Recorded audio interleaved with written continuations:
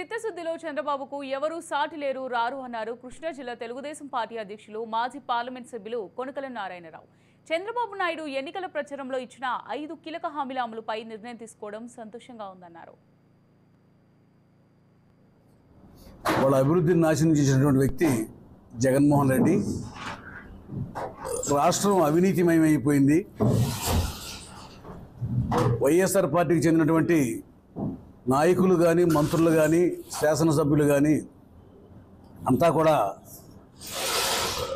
అవినీతికి ఆలంబనమై ఈ రాష్ట్రంలో దోపిడీ మొదలుపెట్టి రాష్ట్రాన్ని అంతా కూడా ఆర్థికంగా దోచేశారు.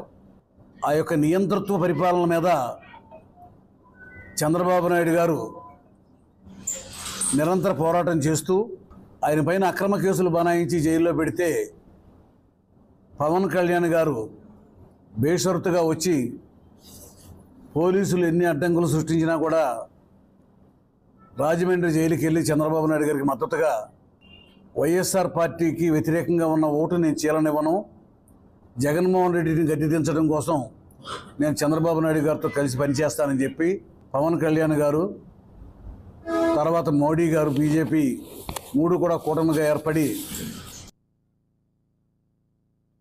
ఏ ఒక్క విషయంలో కూడా ప్రజా సంక్షేమం కోసం పనిచేయకుండా రాష్ట్రాన్ని, రాష్ట్ర ప్రజల్ని కూడా వాళ్ళ అభివృద్ధిని నాశనం చేసినటువంటి వ్యక్తి జగన్మోహన్ రెడ్డి.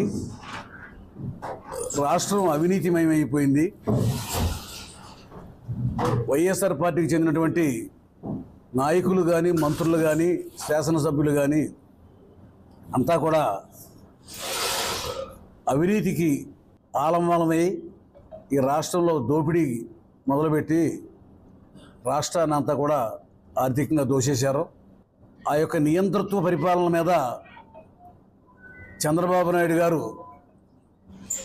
నిరంతర పోరాటం చేస్తూ ఆయన పైన అక్రమ కేసులు బనాయించి జైల్లో పెడితే పవన్ కళ్యాణ్ గారు బేషరతుగా వచ్చి పోలీసులు ఎన్ని అడ్డంకులు సృష్టించినా కూడా రాజమండ్రి జైలుకి వెళ్ళి చంద్రబాబు నాయుడు గారికి మద్దతుగా వైఎస్ఆర్ పార్టీకి వ్యతిరేకంగా ఉన్న ఓటు నేను చీలనివ్వను, జగన్మోహన్ రెడ్డిని గద్దెదించడం కోసం నేను చంద్రబాబు నాయుడు గారితో కలిసి పనిచేస్తానని చెప్పి పవన్ కళ్యాణ్ గారు, తర్వాత మోడీ గారు